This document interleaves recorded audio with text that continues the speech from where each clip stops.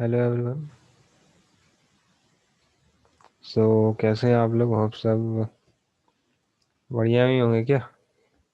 बढ़िया है तभी क्लास अटेंड कर रहे हैं। तो चलिए देख लेते हैं। क्या हमने देखा था? ट्रिग्नोमेट्रिक फंक्शन हमारा चल रहा था। ट्रिग्नोमेट्रिक फंक्शन हम देख रहे थे, जिसमें कि हमारा क्या हो गया था?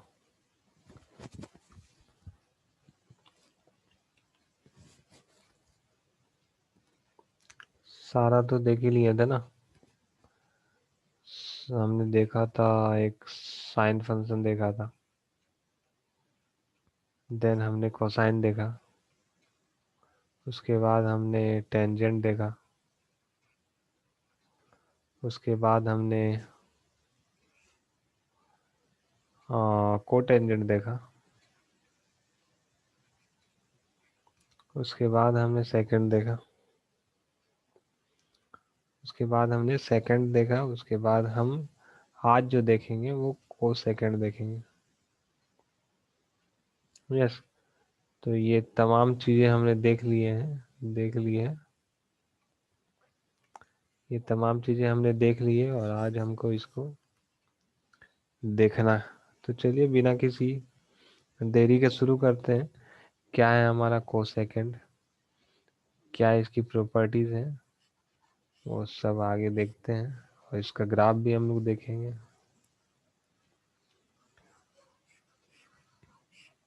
बिना किसी देरी के यस शुरू करना चाहिए हम लोग को।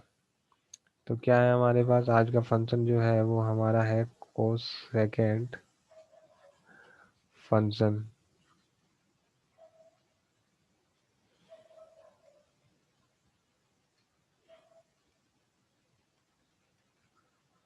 Yes.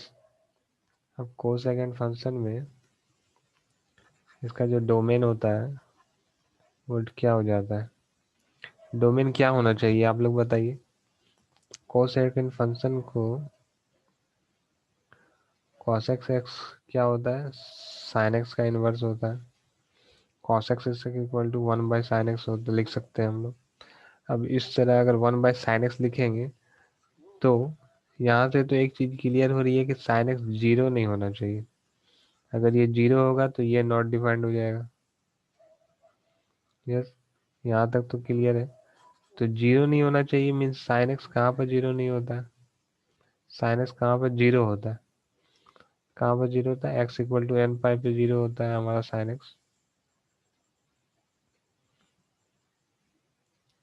x equal to n pi पे हमारा जीरो होता है, यहाँ पर n हमारा इंटीजर से बिलोंग करता है। Yes? तो हमारे इस पॉइंट पे जीरो होता है means n x equal to n pi तो यहाँ पर होना ही नहीं चाहिए इस पॉइंट पर। अगर होगा तो इस पॉइंट पे sin x जीरो होगा और उस केस में cos x डिफाइंड नहीं होगा। तो हमारा जो डोमेन होगा वो हमको r से n पाई माइनस करना होगा, जहाँ पर n हमारा इंटीजर से बिलोंग करता है। यस। और जैसा कि हम जानते हैं ट्रिग्नोमेट्रिक फंक्शन हमारा पीरियोडिक फंक्शन होता है। ट्रिग्नोमेट्रिक हमारा पहले रेंज देख लेते हैं। रेंज सेम हो जाएगा जो सेकंड फंक्शन का था। रेंज हमारा हो जाएगा -∞ टू -1 क्लोज यूनियन, वो क्लोज इंटरवल क्लोज 1 पे ये क्लोज रहेगा टू ओपन इन्फिनिटी। ये हमारा रेंज हो जाएगा, है ना। ये पीरियडिक फंक्शन है जिसका पीरियड क्या हो जाएगा हमारे पास 2 पाई, है ना।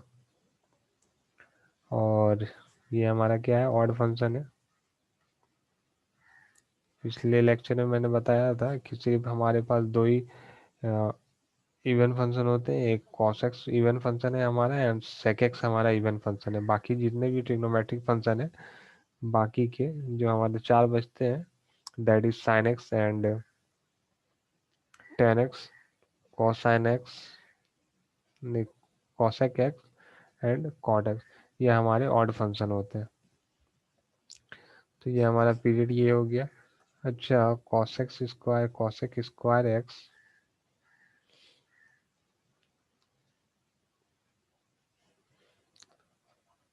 बिलोंग्स टू -2 इन्फिनिटी लिख सकते हैं।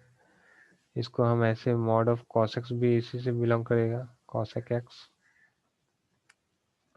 है ना, बिलोंग्स टू 1 to इन्फिनिटी होगा। नेगेटिव टर्म में वो हट जाएंगे सारे रेंज के। चलिए, और ये हमारा ऑड फंक्शन है। अब इसका ग्राफ देख लेते हैं हम लोग।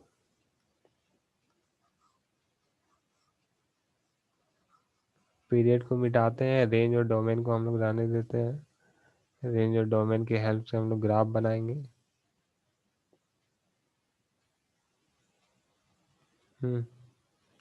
रेंज और डोमेन के हेल्प से हम लोग ग्राफ बनाएंगे। This is our, yes, this is y and this is y dash, this is x dash and this is x and this is y. This is our 0 point. Yes, this is pi by 2, this is pi and 3 pi by 2 and this is 2 pi. Similarly here minus pi by 2 and minus pi and minus 3 pi by 2. चलिए, ये हो गई। अब हमारा जो point है r equal to, जो domain है वो हमारा cos x है, वो n पाई पॉइंट पे हमारा डिफाइन नहीं कर रहा है। यस, जो हमारा cos x है वो हमारा n पाई पॉइंट पे हमारा डिफाइन नहीं कर रहा। मीन्स अगर मैं इसको, यहाँ पर हमारा x इक्वल टू पाई का लाइन है, x equal to pi and this is x equal to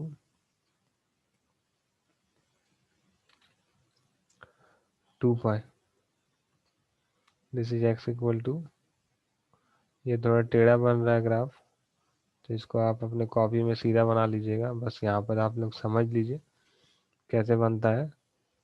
ये हमारा अगर 1 है एंड दिस इज -1, तो जो हमारा ग्राफ बनेगा, यहाँ पे मैं और एक डॉटेड लाइन दे देता हूँ, y इक्वल टू 1 पे एंड y इक्वल टू -1 पे।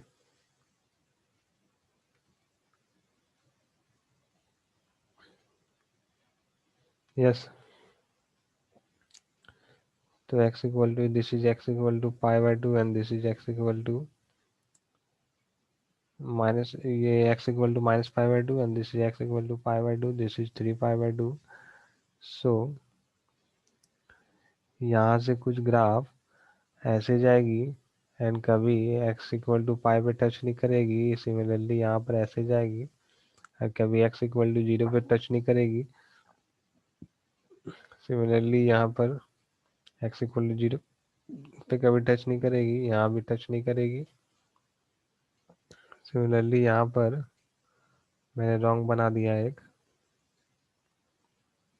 टच नहीं करेगी, यहाँ भी टच नहीं करेगी, ये मैंने रॉन्ग बना दिया। ये ग्राफ यहाँ से होगा -1 से माइनस इन्फिनिटी की तरफ जाएगा एंड यहाँ कभी भी ये जाते रहेगा, कभी भी टच नहीं करेगा, कितना भी माइनस इन्फिनिटी तक चला जाएगा लेकिन ये टच नहीं करेगा x इक्वल टू 0 को एंड x इक्वल टू, यहाँ तो पाई हो, यहाँ पर -π/2 है ना, ये मैंने कैसे बना दिया। यहाँ 0, यहाँ पर -π होगा एंड दिस इज -π/2। यस, तो इसको इरेजर लेके यहाँ पर 2 जो लिखा है मैंने, यस, तो ऐसे होगा x equal to -π and x equal to 0 पे कभी टच नहीं करेगा। तो ये जो हमारा ग्राफ था, ये y equal to F x equal to cos x का ग्राफ था। सो यहीं पे हमारा जितने भी ट्रिग्नोमेट्रिक फंक्शन के ग्राफ्स थे, प्रॉपर्टीज थे, सबको मैंने डोमेन, रेंज वगैरह सब कुछ मैंने देख लिया है। तो एक इम्पॉर्टेंट रिजल्ट है, वो मैं आपको बताना चाहता हूँ। एक इम्पॉर्टेंट रिजल्ट है, उसको आपको ध्यान रखना है, साथ ही साथ आपको उसका प्रूफ ढूंढ के लाना है ना। प्रूफ ढूंढ के लाना है, अगर प्रूफ नहीं मिलेगा तो मैं उसको, आप लोग कमेंट करेंगे, है ना। और नहीं मिलेगा या मिलेगा, आप लोग कर पाते हैं कि नहीं कर पाते हैं, तो उसको आपको कमेंट करना है। और देखेंगे जैसा रिस्पॉन्स आएगा, जैसा सिचुएशन आएगा, उस हिसाब से हम लोग इसका जो प्रूफ होता है वो अपकमिंग वीडियोस में हो सके तो मैं डालूं, जैसा आप लोग का रिस्पॉन्स आएगा। तो चलिए देख लेते हैं वो इम्पोर्टेंट रिजल्ट क्या है। एक इम्पोर्टेंट रिजल्ट है जिसको आपको याद रखना है।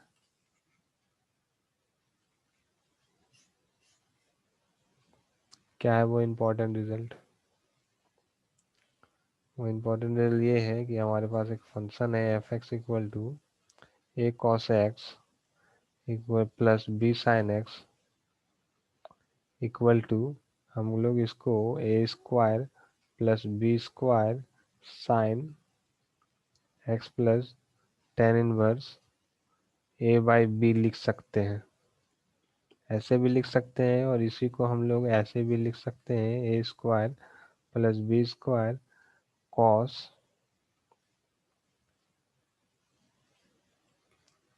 Cos X minus tan inverse B by A. Yes. तो ये जो हमारा रिजल्ट है इसको आपको याद रखना है और इसका आपको प्रूफ ढूंढ के लाना है। आपको ढूंढ के अपने नोटबुक में, आप जहाँ भी नोट्स बना रहे हैं या फिर अगर आप नोट्स नहीं बना रहे हैं, सिर्फ रफ कर रहे हैं, तो इसको आपको प्रूफ ढूंढ के रखना है। मिलता है नहीं मिलता है, जैसा होता है आप मुझे कमेंट करेंगे, मुझे पता चलना चाहिए। तो वैसा मैं सोचूंगा कि आगे देना है कि नहीं देना है, जैसा रिस्पॉन्स आएगा। तो चलिए, ये आज का लेक्चर थोड़ी छोटी होगी, यहीं तक रखते हैं। Thank you. आपकी सपोर्ट की ज़रूरत है मुझे अभी, तो आप मुझे सपोर्ट कीजिए। कुछ आप मुझे सजेशन देना चाहें तो वो भी आप कमेंट में देख सकते हैं। चलिए, थैंक यू, बाय। मिलते हैं अगले वीडियो में।